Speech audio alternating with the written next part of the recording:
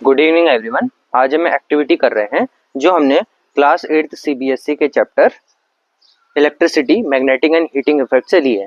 इसके लिए हमने क्या लिया, एक आयरन नेल लिया और हमने एक वायर को क्या करा, इससे हमने अंदर जो इसके वायर होता है कॉपर वायर, उसको निकाला और इस आयरन नेल पे हमने क्या कर दिया, इस पे लपेट दिया।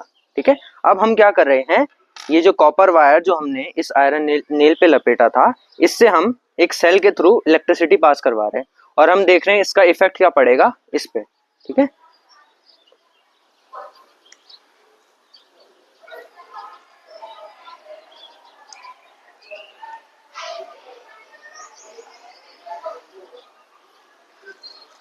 तो जैसा कि आप देख सकते हैं, जैसे ही मैंने इस आयरन नेल से क्या करा, इलेक्ट्रिसिटी पास करवाया, इस आयरन नेल पे क्या हुआ, इस आयरन नेल ने आपके छोटे छोटे आयरन नेल के पीसेस को क्या कर लिया, अट्रैक्ट कर लिया। यानी इस आयरन नेल पे क्या आ गया, एक मैग्नेटिक इफेक्ट आ गया, इसने एक मैग्नेटिक फील्ड प्रोड्यूस करी, जिसके कारण ये इन आयरन नेल को क्या कर पा रहा है, अट्रैक्ट कर पा रहा है।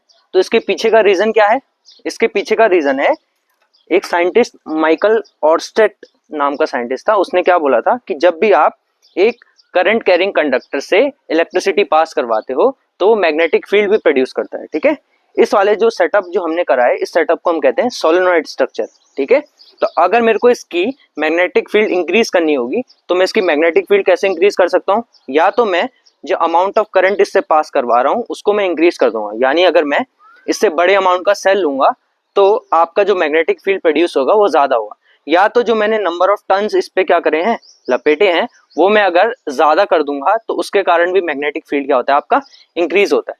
ठीक है, थैंक यू।